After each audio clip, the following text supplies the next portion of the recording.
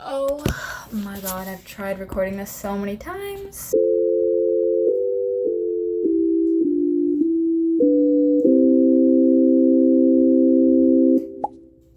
Am I in frame? Yes. Am I holding the book the right way? Hopefully this time. Hello and good afternoon.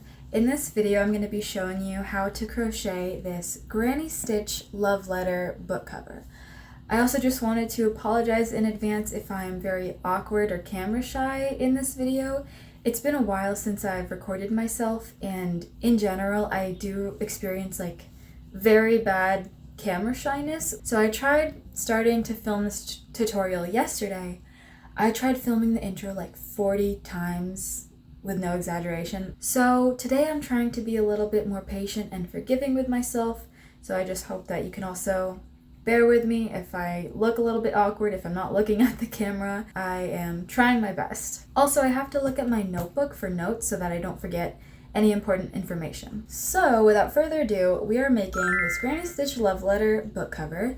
It's a beginner to intermediate level project. It's actually not that hard, but the reason I say beginner to intermediate is because it just involves a lot of different steps and processes, such as making single crochets, making double crochets, doing a granny stitch. It's a long process, but I think nothing is really that difficult. And I like to think that I'm a good teacher, so I think even if you don't have that much crochet experience, it'll be easy to follow along. So I'll tell you the dimensions of this book in a bit, but it's easily adaptable if you don't want to do this size. So the book that I'm using is just this Chicken Soup for the Soul book that I stole from my mom. It is 8 5/16 inches by 5.5 inches by 1 inch thickness. And to give you an overview of what we'll be doing, we're going to start with a foundation chain along one of the length sides of our book, such as right here. And then we're going to be doing granny stitches all around the book, so making rows back and forth until it goes around the entire book and ends up back on that same edge that we started with. And then once we reach there, we're going to continue crocheting, but this time now doing rows of single crochet. We will be decreasing and decreasing until it starts to form a triangle shape. And then we will be crocheting 2 identical panels, very thin rectangles that will be like the width of the book on the sides. And then we'll sew everything together. Then we will do the lace trim with the smaller crochet thread. And then all we need to do after that is just add a button and an elastic thread to act as the buttonhole. For the materials, you will need the book that you're using as a guide for the size of your book cover, or if you just want to follow the dimensions that I'm using, you don't actually need to have a physical book with you. You could just follow the stitch counts that I will provide. You'll need a size for yarn. I recommend using a cotton yarn just because they tend to be very sturdy and non-stretchy. So I'm using Loops and Threads Everyday Cotton in the color Olive Garden. It's a size 4 medium yarn that calls for a 5mm crochet hook, but I recommend sizing up 1 or 2 crochet hook sizes when you do the foundation chain, because if you're anything like me, the foundation chain always seems to be a little too small for the rest of your rows. So I'm using a 5mm crochet hook for the bulk of the project, but I'm going to start the foundation chain with a 6mm crochet hook instead. If you're copying the size book cover that I'm using, you'll need 2 of these little small cakes. For the lace trim, you'll need a size 10 crochet thread. This one calls for a 1.5mm crochet hook, but I don't like working that small, so I'm going to use a 3.25mm crochet hook instead. As always, you'll need scissors and a yarn needle. You'll need a button of your choosing, as well as elastic thread to be the buttonhole. You'll also need a smaller needle that will be able to fit through the holes of your button so you can sew that on. And you might also need some smaller thread, or you might be able to get away with using the yarn or the crochet thread that you're also using for the project. And then lastly, it'll be helpful to have a pen and paper to write down important notes with, or you can just write that down in your phone. To start off the pattern, grab your 6mm crochet hook and then grab the size for yarn that you're using. And we're going to start by making a foundation chain that is the length of our book. So whatever number of chains that you count, it needs to be a multiple of 3 plus 1. So for this book size, it's going to be 27 chains plus 1. So 28 chains in total. To make a foundation chain, we will start with a slip knot, And how you make a slip knot is by first forming this backwards C with your yarn. So grab that backwards C with your left hand, holding both ends, and then with your right hand, put your index finger through, going away from you, then twist up, and then pry it open with your fingers, and then grab the yarn on top and pull through. And if you just, shimmy it and pull on it, it should tighten, and you're left with this slip knot. So yeah, you should have a good amount of yarn at the end because we're gonna need to be able to weave it in. So if it's really short, just go ahead and try that again. So then put your hook inside that knot and then pull both ends to tighten. So to make a chain, we will yarn over like so and then pull through.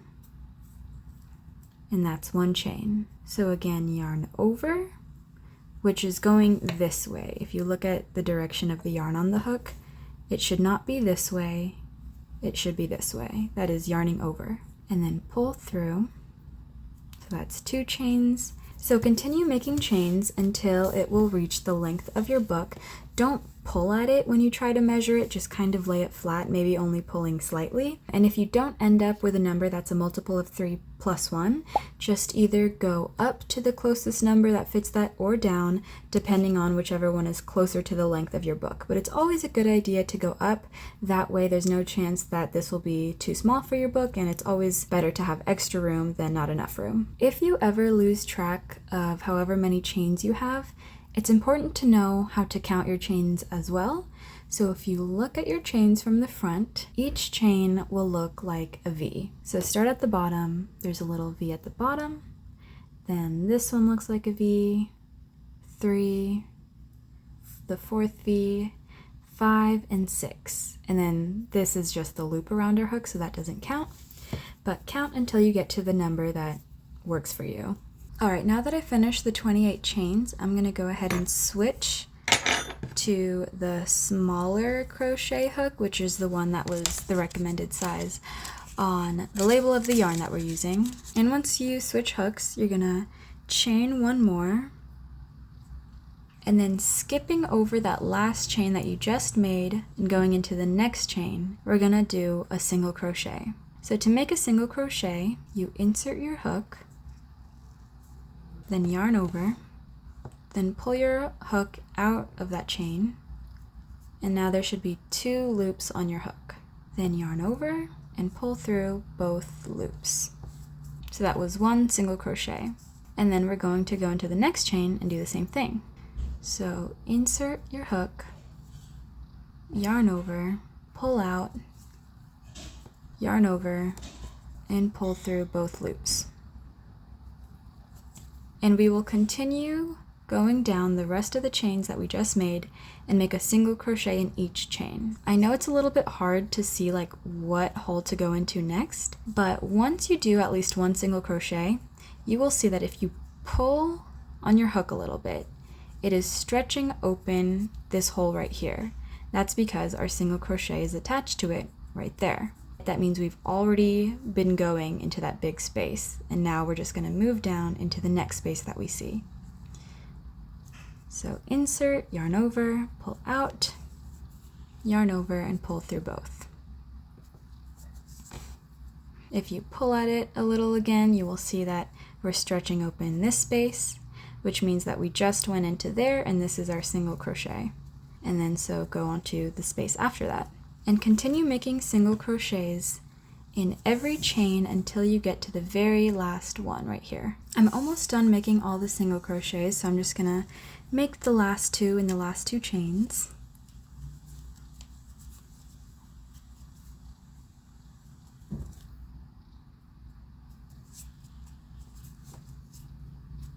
And that completes this row. So now we're gonna move on to the next row. So first, chain up 2 chains, 1 and 2.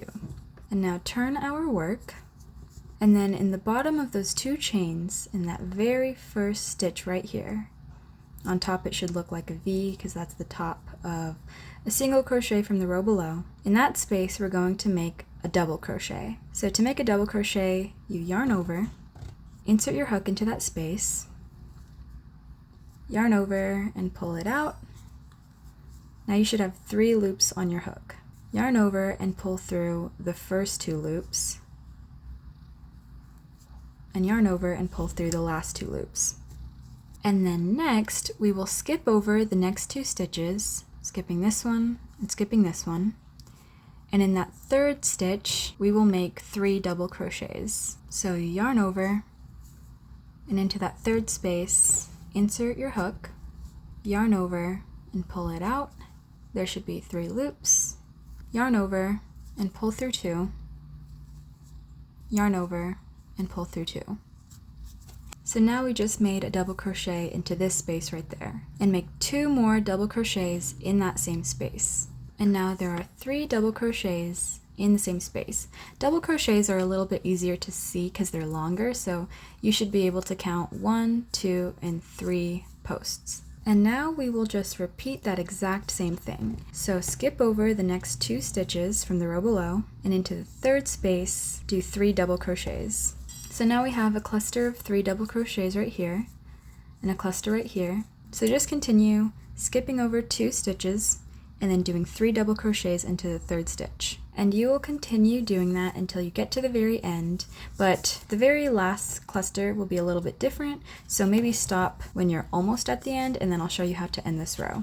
Okay, now I'm almost at the end of this row, and as you can see now I have a bunch of these clusters of 3 double crochets each. 1, 2, 3, 1, 2, 3, and that is the granny stitch. Now we're going to end this row, and it pretty much ends the same way, it's just slightly different. And the key is that however we end the row is how we began the row. So if you remember, we chained up 2 and then we did a double crochet right next to it. The reason we have to chain up 2 is just to get to the height of a double crochet. So let's just pretend that the 2 chains is a double crochet. So this is 2 double crochets, which means that we will end with 2 double crochets. So do the same thing that we've been doing and skip over 2 stitches, and now in that last final stitch, instead of doing 3 double crochets, we're just going to do 2. And if for whatever reason you don't end in the very last single crochet from the row below, you may have either miscounted when you were spacing apart these granny clusters of double crochets, or you may have miscounted when you were making your foundation chain, but hopefully all is good with your counting, because now we're going to move on. To start the next row, chain up 2,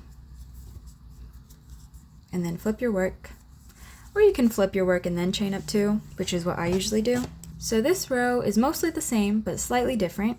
Instead of starting with 2 double crochets, we're just going to start with 1, aka the 2 chains that we just made. So now we're going to move on to the next cluster of 3 double crochets, and where we make those is in this first big space that we see from the row below. So again, do a double crochet by yarning over, insert it into that big space, yarn over and pull out, yarn over and pull through 2, yarn over and pull through 2. And then make 2 more double crochets in that same space. And now our next cluster is going to be in the next big hole, in between the 2 clusters from the row below. So make 3 double crochets in there. And this is how your work should look. So continue down and keep making 3 double crochets in each big space from the row below until you're almost at the end, and then I'll show you how to end this row. So in the last big space, still make the 3 double crochets. And then at the very end from the row below, if you recall, when we started that row, we started with 2 chains and then we did a double crochet, which means at the very end there are 2 chains. We want to make our last double crochet into the top chain from the row below. And it's a little confusing to see from the back, but if you flip it, if you remember, I said that chains will always look like V's from the front. It's kind of hard to see because it's small. We have this V at the bottom, there's 1 and 2, and then there's this V right here, 1, 2, and that's the second chain. And then you might also think that this is a V as well, and while that's true, that's actually just the top of the stitch of the double crochet. That's the top of this stitch, and you can differentiate whether it's a chain or the top of the stitch because from the side there's also that bottom part. You see how there's like a V on top, but then there's also the bottom part? but the chains will only look like V's. There's not going to be like another part of it if you look at it from a different angle. So anyway, find that top V, so mine's right here, and then pull on that like outer edge just to make it easier to know where to crochet into. And now we're going to end with 1 double crochet in that loop.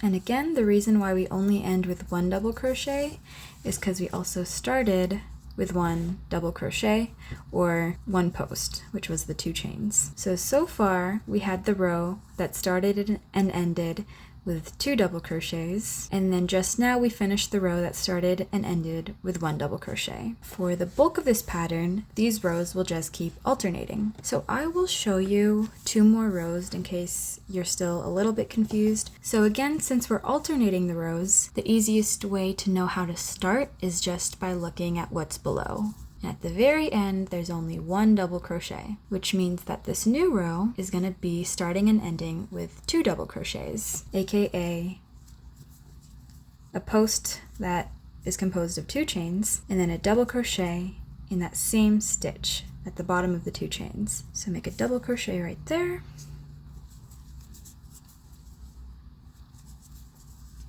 And then start making your groups of 3 double crochets in this next space.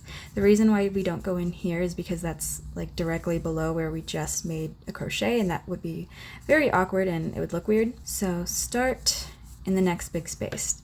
Okay, now I'm almost at the end of this row. So this is going to be our last big space where we will make 3 double crochets. And then where we're going to make our last double crochets is not going to be in the big space, but rather at the top of the 2 chains from the previous row. And the reason we don't go into this last big space is because it's literally right next to the very last double crochet. And so in that case, we just go straight into this post. So again, since this is 2 chains, if it's easier for you to identify it on the front, like it is for me, then turn your work around so you can see the chains better. So this is the first chain at the bottom, and this is the second chain, the second V. And again, this V on top that you might be confusing for a chain, if you look at it from the side, it's just the top of the double crochet. So identify the top second chain from the row below and pull out the outer yarn, and that's where we're going to make our last double crochets. And since we started this row with 2 double crochets, that means we end it with 2 double crochets as well. This is how your work should look now. Every row will alternate, so the clusters are stacked on top of each other for every other row. So again, turn your work and chain up 2. Since the previous row started and ended with 2 double crochets, that means that this current row will only start and end with 1. We'll make our first cluster of 3 double crochets in that very first space from the row below. So now continue making the clusters of 3 double crochets in every big space, and we're almost at the end. Since this current row started with just 1 double crochet, we're going to end with just 1 double crochet. The last double crochet will always go into the top of the 2 chains from the row below. So grab that outer loop, and that's where we're going to make our last double crochet.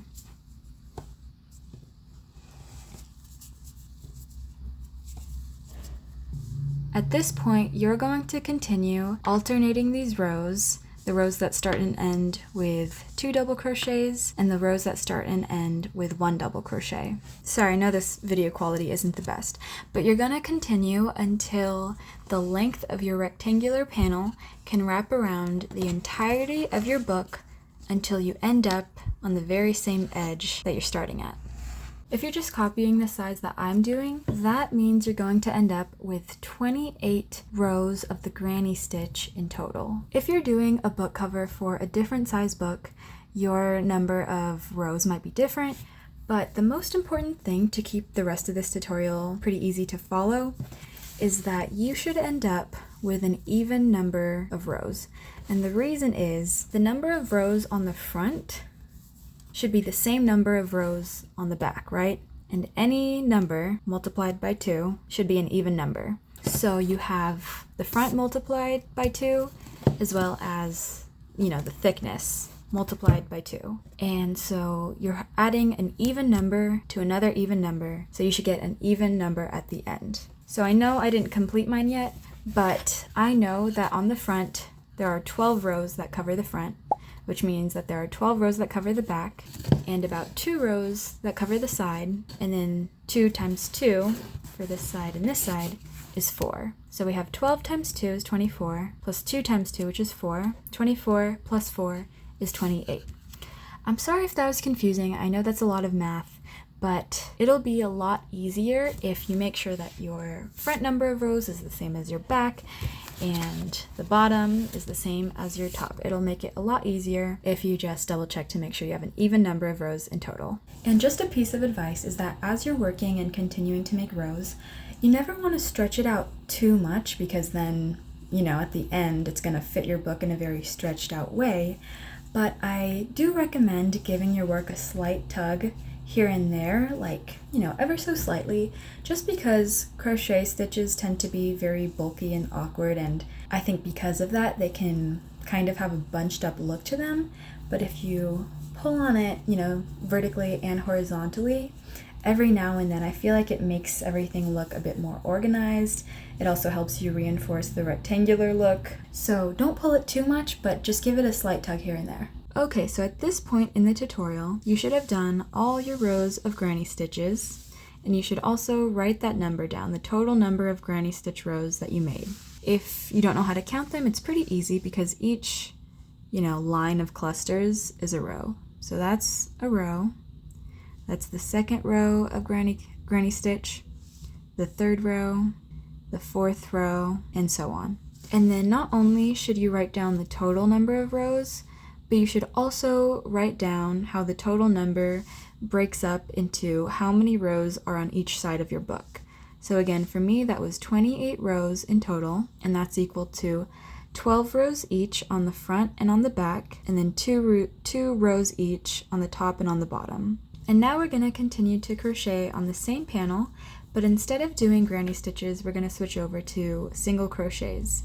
So the first row will be a normal row of single crochets where we make a single crochet, into the top of every stitch from the previous row. And then after that, every row will decrease on each side so that each row gets shorter and we start to taper and form a triangle shape. If you remember from the very beginning, we started out with a foundation chain that was a multiple of 3 plus 1. So for mine, that was 27 plus 1, or 28, and that is how many single crochets we should be making when we do this next row. So I'm going to flip my work to start it, and then to start this row, chain up 1. That's going to be the turning chain, but that's not going to count into the total number of single crochets that I was just talking about. And the first single crochet is going to go in that very first stitch at the bottom of our chain. So to single crochet, you insert, yarn over, pull out of the space, yarn over, and pull through both loops on the hook.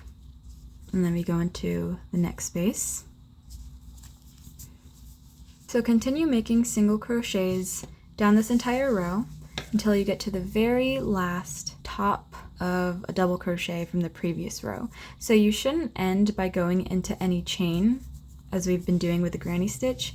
It should be the top of this stitch, which means that the last stitch you go into, you're still going to be going under an entire V. And you can double check that you have the right amount by making sure that it lines up with the number of the foundation chain I was just referring to, which is the multiple of 3 plus 1.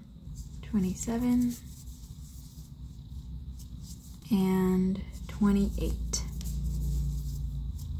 And once you're done with this row, you'll flip your work, then chain up 1, make a normal single crochet in that first stitch.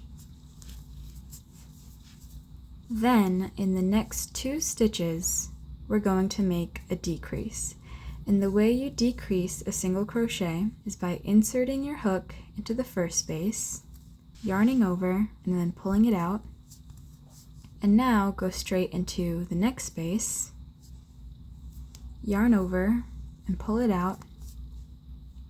And now you have 3 loops on your hook, so then yarn over and pull through all 3 loops. And now continue making single crochets as normal along the rest of the row until you get to the end, and just leave a few stitches at the end so I can show you again how to make a decrease towards the end of the row. So in a little bit, in the very last stitch from the previous row, we're going to make a normal single crochet. And in the 2 stitches or 2 spaces that precede that very last stitch, we're going to make a decrease, which means that I can make one more normal single crochet. And then in this next 2, we're going to decrease. To make a decrease, you insert your hook, yarn over, and pull out. Then in the next stitch, insert your hook, yarn over, and pull out. And then yarn over and pull through all 3 loops on the hook. And then just make a normal single crochet in the very last stitch. So turn your work, and I'll show you one more row before I leave you to continue the rows by yourself. So to begin, chain up 1, then in that very first stitch, make a single crochet. Then in the next 2 stitches, make a decrease. So insert your hook, yarn over and pull out. Then in the next stitch, insert your hook, yarn over and pull out.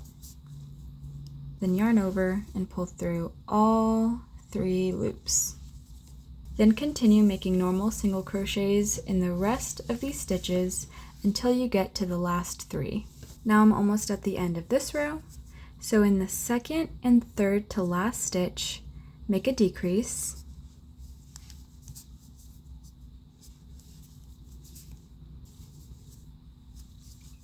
And in the very last stitch, make a normal single crochet. So as you can see, even though we don't have that many rows of single crochets yet, because we're doing decreases, you can already see the edges of our rows start to taper inwards. So I'm going to leave you to it to continue making rows that decrease at the beginning and end of each row. I usually like to continue until I can't decrease anymore, but if you don't want a super triangular look to your flap, if you prefer like a shorter flap that has a more trapezoidal shape, that's pretty flat on one side, then you can only, do a few rows if you want.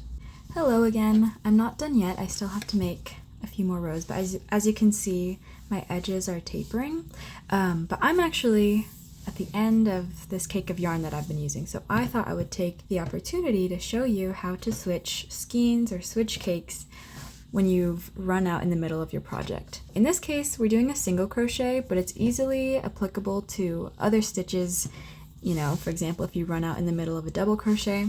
But in any case, make sure that you leave enough of a tail at the end so that you could weave this in at the very end. So with a single crochet, you're going to insert your hook into the next stitch and start a single crochet as normal. So insert, yarn over, and pull out.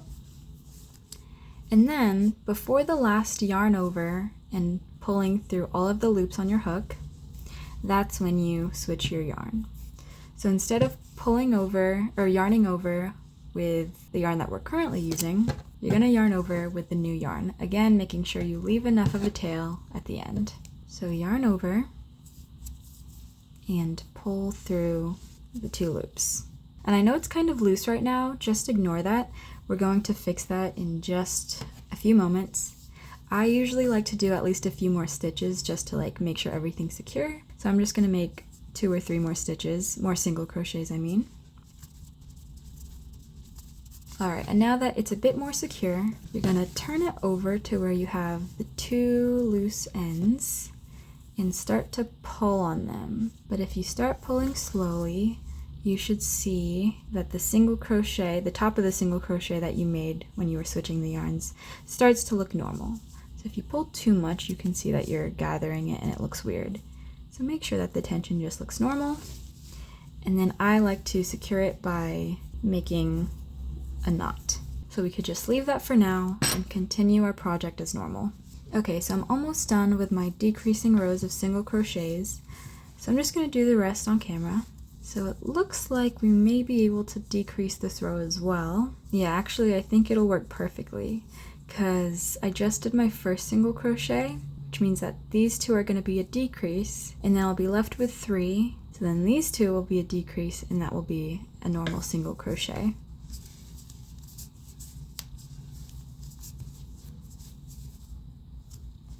So I just did a decrease, and now I'm doing another one.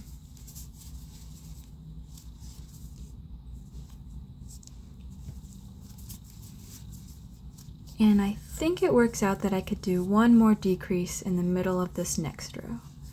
So this is my last row. I'm going to chain up, make my first normal single crochet, make a decrease with the middle 2 stitches,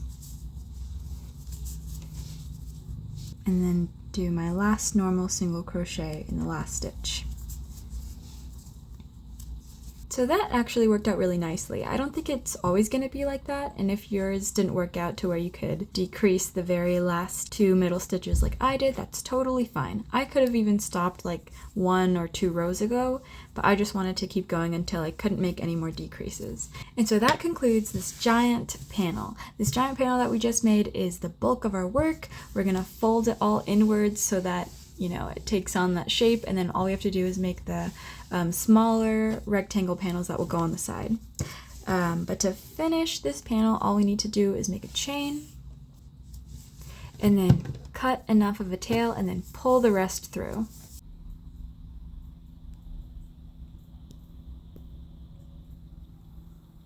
So before we go on to continue crocheting the next part, which is the 2 rectangular panels that go on each side, I'm going to explain this diagram as briefly as I can, just because if you're doing your own size book cover, you're going to need to do just a little bit of math to figure out how many rows tall and how many stitches wide your rectangular panels need to be. So basically, this is the shape of our book cover all together. I tried to color code everything so that you could see which part here goes with which part here. So this is the exact same shape, but this is everything laid out flat. So the rectangular panels that we're about to make are going to be made of rows of double crochets. We also made our granny stitches with double crochets, which means that however many rows our front/back portion of this panel was is equal to however many rows we'll be making for the rectangular panels.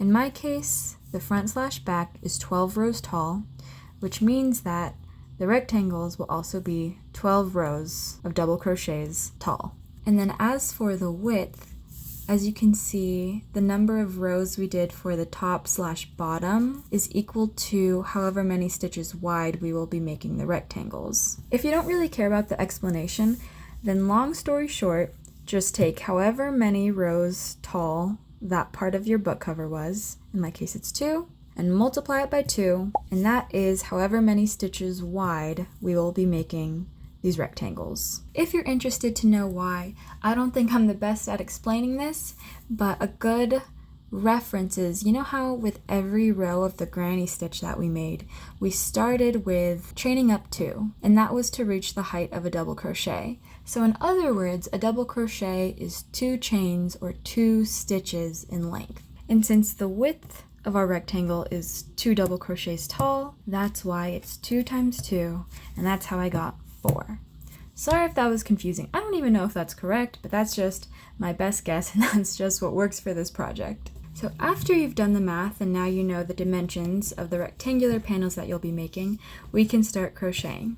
So again, we'll need the same yarn that we've been using, and as we did before, we'll be starting with our bigger 6mm crochet hook and then switching to the 5mm after the foundation chain. So whatever number you came up with when we were calculating however many stitches wide we need to make the rectangle, subtract 1 from that number. So my number was 4, so now I'm going to subtract 1 and I get 3. And that's the number of chains that we'll be making in our foundation chain. So again, to start, we do a slip knot, and then put your 6mm hook in your slip knot and tighten.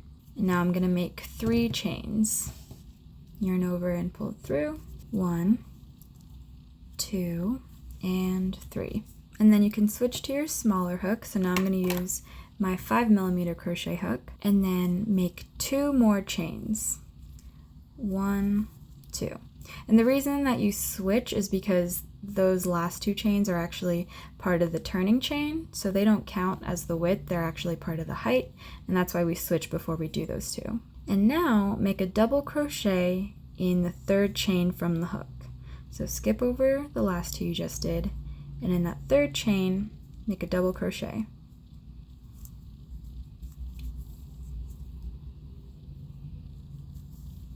And you should have 2 chains left, so make 2 more double crochets, 1 in each chain.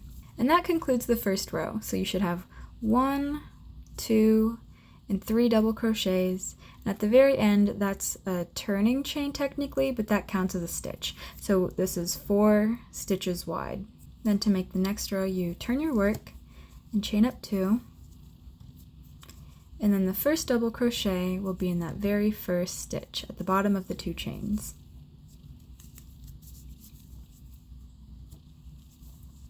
And then make the next double crochet in the next stitch, and the last double crochet in the last stitch from the previous row.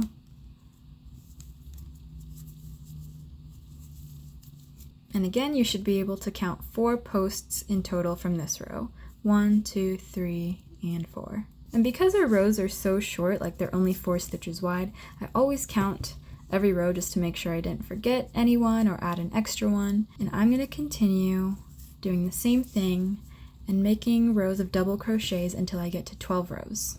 Okay, I finished this panel, so it's 4 stitches wide, 1, 2, 3, 4, and 12 rows tall. We have 1, 2, 3, 4, 5, 6, 7, 8, 9, 10, 11, and 12. You may also notice that it's not the straightest rectangle. That's because we did our rows of double crochet a slightly less traditional way.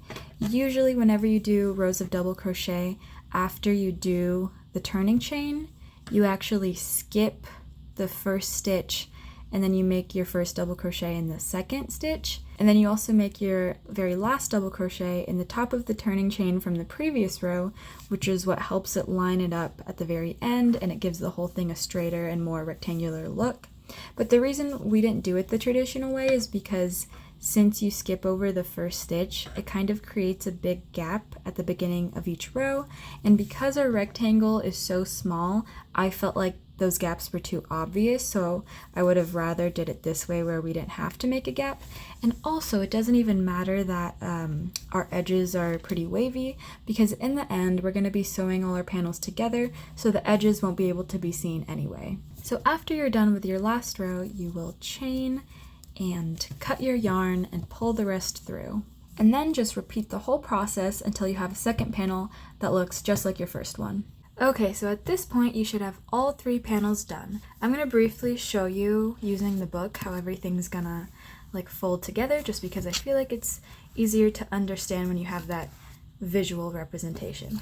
As you can see, the edge of the big panel lines up with the edge of the rectangular panel. Also, it doesn't really matter which way the rectangular panel goes. It could go this way or whichever way. It won't really make a difference in the end. So since the edge of this panel lines up with the edge of this panel, we're going to start in this corner, and using single crochets, we're going to crochet these 2 panels together, and then without stopping, we will go alongside the bottom, and then also around and back up along the other length side of the rectangular panel. So to start crocheting, grab your 5mm crochet hook and the yarn that we've been using. Start with a slip knot, and insert your hook and pull both ends to tighten. And then line up the edge of your rectangular panel with the edge of the big panel so that the first row of double crochets lines up with the first row of granny stitches. These are the last 2 stitches of that row, so I'm going to separate that very last stitch.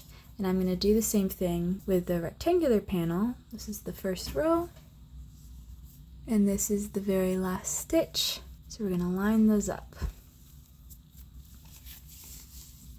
And then putting those 2 spaces together, we're going to make 2 single crochets through both of those spaces. So insert your hook, yarn over and pull out, yarn over and pull through both. That was 1 single crochet, and in the same space, do the same thing to make 2 single crochets. And then you're going to find the next row of both panels. So we just went into this row, this is the next row, and this is the last post. So that's the space I'm going to go into. And for the back panel, we just went into this row of granny stitches. So this is the next row. So you're going to find that very last post, which is right here, and go under there and make 2 single crochets. And you're just going to continue down both of these panels, going into each row, and in each row you're going to make 2 single crochets. So I'll do a few more if you're still confused. So we just went into this row, which means this is the next row. Find that last post, we will be going under there. And for the big panel, we just went into this row of granny stitches. So this is the next row. And it's a little hard to see, but at the end there are 2 double crochets, or 2 posts. So we're gonna go under the last one. So that's 1 single crochet and 2 single crochets. This is the row that we just attached. So this is the next row. Find the very last post and just go under there. As for the back, we just went into this row of granny stitches. This is the next row, which means that this is the very last post from that row. So go into there and make a single crochet and 1 more.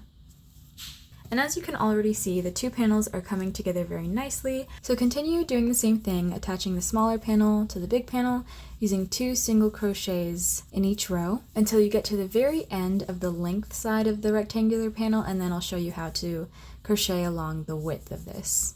And now that the entire length of one side of the rectangular panel is attached, we're just going to keep crocheting, kind of like twisting it, so that we can attach the width of the rectangular panel to the granny stitch panel. For 2 stitches of the rectangular panel, that's going to be attached to 1 row of the granny stitch panel. Again, I'm not the best at explaining it. It's because the granny stitch panel is made out of double crochets, and double crochets are about 2 stitches wide. So I'm just going to attach the width of the panel by going into the very top of the stitch. And in the granny stitch panel on the back, you just continue as normal and go into the next row. So make 1 single crochet, and now on the rectangular panel you're going to go into the next stitch, but on the granny stitch panel you will go into the same stitch and make that 2nd single crochet. And that's what I was talking about when I was saying that a double crochet is 2 stitches wide. That's why we went into the double crochet row twice, or the granny stitch row, whereas we only went into each of these stitches once. So now repeat that process. On the rectangular panel, go into the next stitch, and on the granny stitch panel, go into the next row and make 1 single crochet. And to finish crocheting along the width of our rectangular panel, we're going to insert our hook into the top of the turning chain that's at the end of this row. And with the granny stitch panel, just put your hook into the same space and then make that 2nd single crochet. So now we've attached 1 length side and also the width at the bottom, and we're going to continue crocheting by folding everything inwards so that we can continue to attach the other length side to the rest of the granny stitch panel. And this is going to be just like what we were doing before. So find that first row of double crochets on the rectangular panel and put your hook into the space under the last post. And then with the granny stitch panel, find the next row. For me, that's going to be right here.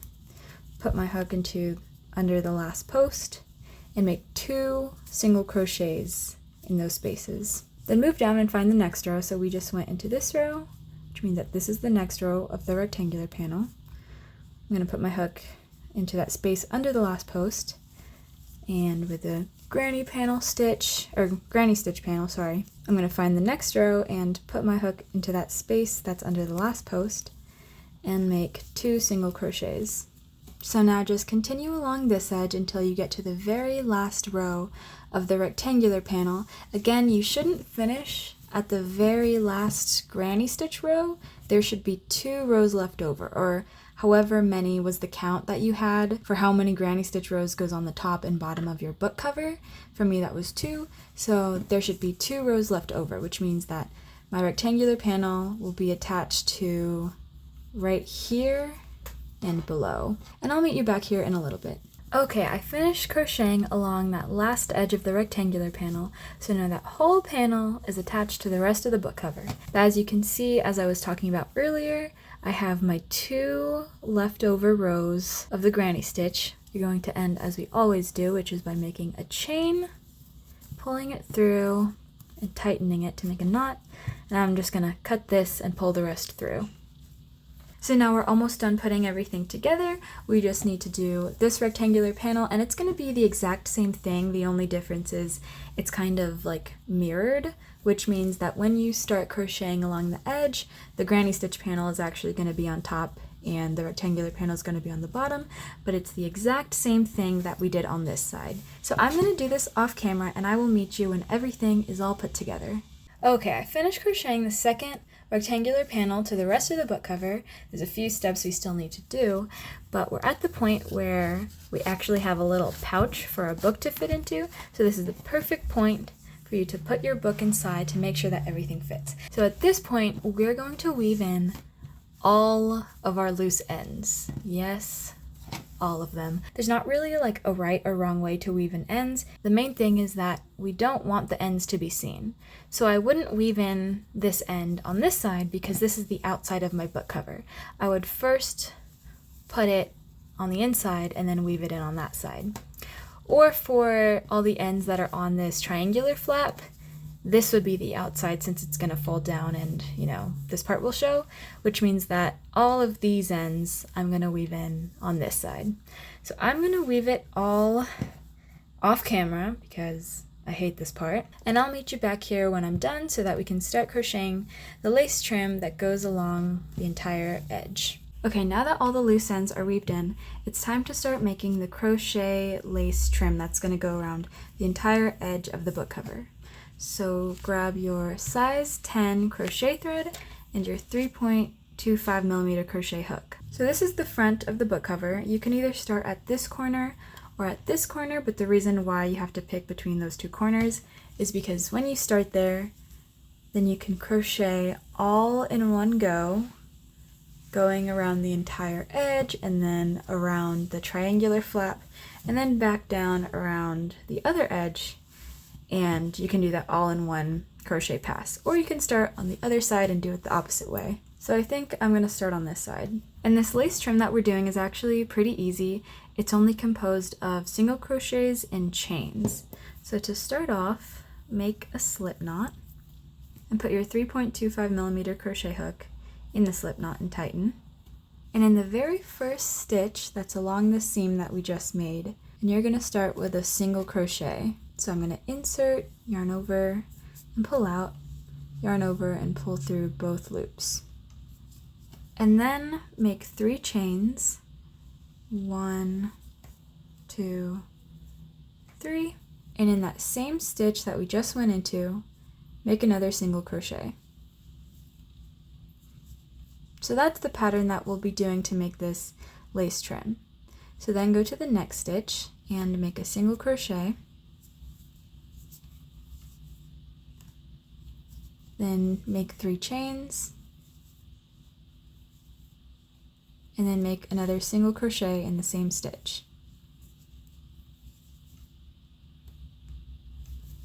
And just repeat. So go to the next stitch, make a single crochet, make 3 chains, and make a single crochet in the same stitch. I went ahead and did a few more stitches just so you could see what the crochet trim is supposed to look like. So continue along the entire rectangular side until you get to the end, and I'll show you how to do this part. Okay, now I'm at the point where I've crocheted the lace trim around the entire edge of the rectangle on one side. So we are at this point, which means that the next edge that we need to crochet is actually the end of the leftover granny stitch rows. And as I've been saying throughout this tutorial, the granny stitch rows are a double crochet in length, which means that it counts as 2 stitches. So we're going to continue what we've been doing, which is making a single crochet, 3 chains, and another single crochet. But instead of doing that 1 time in each stitch, we're going to do that 2 times in each of these stitches, or in each of these rows. So these are my 2 leftover granny stitch rows. We have one right here and then one right here. So first I'm going to find the last stitch of this row, which is right there. And in that space, I'm going to do the 2 little scallop shapes. So single crochet, chain 3, and single crochet in that same space, and do that 1 more time in that same space. So single crochet, chain 3, and single crochet. And after you've done it twice, go on to the next granny stitch row. So this is the last stitch.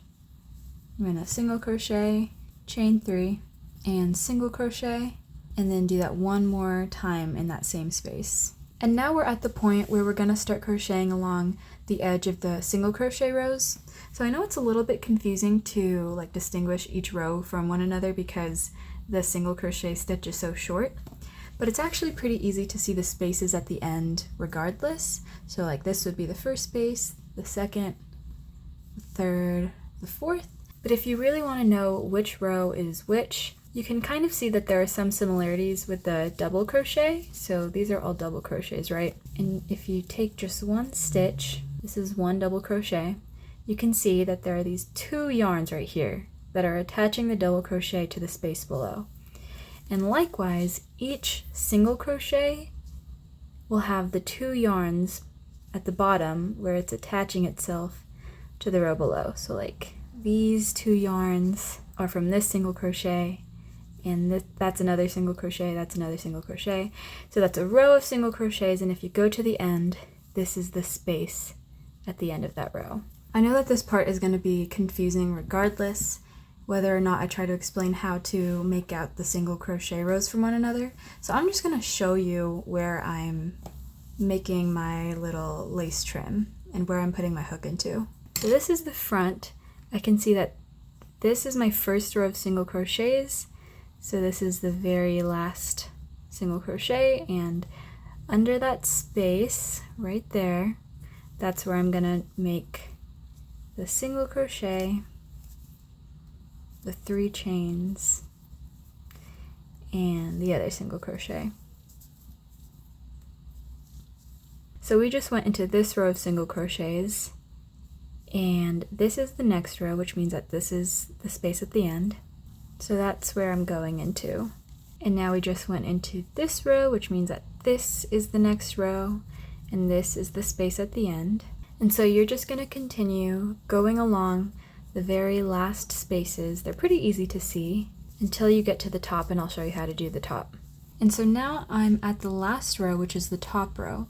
I'm going to crochet into the edge of the side, and then I'm also going to crochet on top as well. So in that stitch, go in there as normal, make your single crochet, your 3 chains, and your single crochet.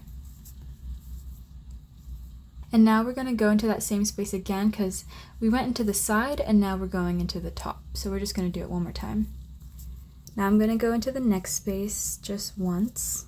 And now we've reached another corner. So we're going to do it twice instead of once. Single crochet, 3 chains, and single crochet. And then repeat that process in the same space. So I've already gone into this top space twice, so now I'm just going to move on to the next row under that last post. And I'm going to continue down, crocheting along the rest of this edge, finishing up all the single crochet rows portion until I get back down to where we have our leftover granny stitch rows. Now I'm almost done crocheting along this edge. I have 1 more row of single crochets to crochet into, so I'm going to go ahead and do that. And now the next stitches that I'll be crocheting into are the ends of these granny stitch rows. And you may think that this space right here is another end of a single crochet row that we'll need to crochet into, but it's actually just the top of the double crochets from this row. So I'm just going to skip over that, find the edge of my granny stitch row, which is right here. And so because that is the height of a double crochet, I'm gonna do the pattern that we've been doing but 2 times. And so we just went into the first row of granny stitches, and now we need to find the edge of this row of granny stitches. So these are the last 2 stitches. In the space under that very last stitch, we're gonna do the same thing. So the pattern we've been doing but 2 times. And now that we're done crocheting into the edges of the leftover granny stitch rows, we're going to go straight into the seam of the rectangle that's on the other side of the book cover. So find that very, very last stitch at the end. I think mine's gonna be right here. And then do a single crochet, 3 chains, and another single crochet, just 1 time. So now that the rest of this should be pretty easy because all the stitches are very easy to see, I'm gonna let you finish this on your own, going around the bottom and back up the other side of the rectangle until you're at the very end, and then I'll show you how to finish this off. And this is my very last stitch to go into. So single crochet, 3 chains, and a single crochet. And as always, to finish the crochet, you yarn over and pull through and tighten to make a knot. Cut the excess off, oops, and pull that through. And now we're done with the crochet trim. So I'm gonna quickly weave in these 2 ends. Again, I don't wanna weave them in on the outside of the book cover, so I'm first gonna just poke them through to be on the inside so that I could weave them in on this side. Okay, so the book cover is almost done. We just have to attach our button and the elastic thread. So when it comes to sewing on the button, it's up to you if you want to put it on the flap that will open, or if you want to put it here, and then on the other part will obviously go the elastic thread. The only thing you have to remember if you decide to put it on the book cover itself is that you have to be strategic about how you sew on the button and the elastic thread, because the flap will most likely cover it. I'll show you an example of what I did. So this is my Nintendo DS cover. So this is attached to like the actual rectangle part of the book cover, and the way that I make sure that this doesn't cover it is that after I attach the elastic thread, I just tuck in the flap behind. So it's the same way with my full-size book cover that I did before.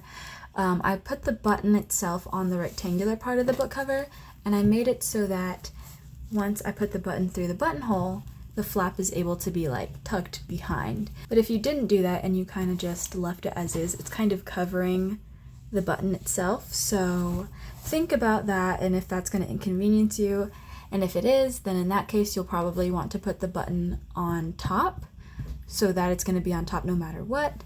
But if you prefer this, then you can do it my way. And the reason I do this is just because I feel like rather than having the button on the flap and then having it like fly open when you open the book cover, I feel like it looks better like this. So I'm going to do the same thing, and I'm going to attach the button to the rectangular part of the book cover. I usually like to put the book in before I decide where to put the button and the elastic thread, just because I feel like it helps me see like where the button will close. And I think for this case it would look best right here. So I'm going to attach it to this little cluster of granny squares, and I'm going to make sure that that's the cluster in the middle. But yeah, that's the center. So grab your needle that will be able to fit through the buttonhole, and whatever thread you're using to sew on the button. So I just cut about 1.5 feet of the embroidery thread that I'm going to be using for the button. You don't have to cut that much, it's just easier to work with longer thread. So the way that I like to sew on a button when I'm sewing it to my crochet, and I'm also not done yet, but instead of tying a knot at the end and then pulling that knot through, I actually just prefer to tie the ends of the thread together because I feel like that's more secure. So I just tied them together, but I'm going to continue to thread the embroidery thread through the holes of the button a few times. And then after I'm done sewing on the button, I'm going to go to the inside and again tie those 2 ends of the thread together a few times, and then trim off the excess pretty close to the knot. And now it's time to tie on the elastic cord to be the buttonhole. I've always found whenever I've made book covers in the past that this is kind of a trial and error process, because you don't really know how big you need to make it in order for it to fit over the button.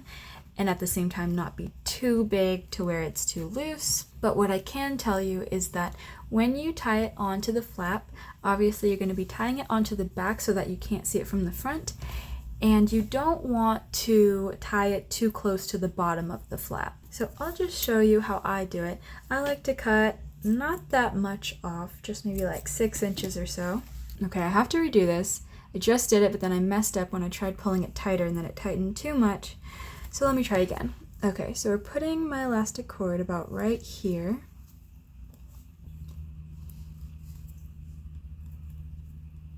Let me test if this will be able to go over the button. And it looks like it does. And it looks pretty good. So now I'm just gonna tidy up the elastic cord. And then what I like to try to do is to turn this so that the knot is like in the stitches that we threaded the elastic cord through. This part is kind of hard. Sometimes it doesn't want to go in. And it looks like that is good enough so the knot is in there and you can't see it from the front. So we're pretty much done. I switched over to my bed, but don't mind all the wrinkles. Okay, and this is the finished product. It's so beautiful.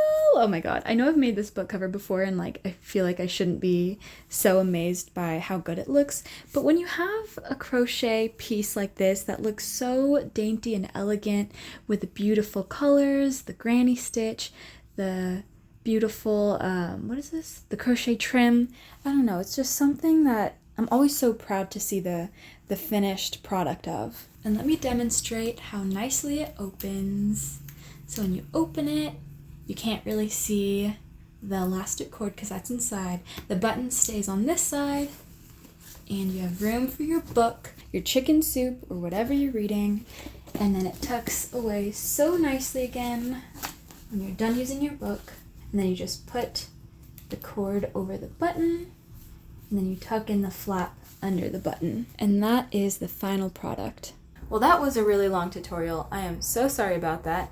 I try to make my tutorials as efficient as possible, and at the same time I try to make them beginner friendly so that they're more accessible to people who don't have a lot of crochet experience. But I think in the future, if I'm doing another long project like this, I probably won't make it as beginner friendly so I can get through all the steps faster. But anyway, I really hope you enjoyed the tutorial, that you found it helpful, and I really appreciate you if you stuck through the whole thing despite how long it was, and you followed all the steps to make a book cover of your own. If you did follow this tutorial and you made a book cover of your own, I would really appreciate it if you sent me a photo through Instagram, or even if it wasn't this tutorial, but a different tutorial on my YouTube channel or any one of my other videos. Like if there was a craft I made that inspired you to make a similar craft, I would really appreciate it if you shared it with me and sent me a picture on Instagram. My Instagram is ratafruity. I'll put it here, but I'll also have it in the description below, and it'll always be at the end of my videos. Well, I think that's all I have to say about this project. If you have any questions or comments, leave them in the comments below. Again, I really appreciate you for watching this video, and I will see you next time. Bye!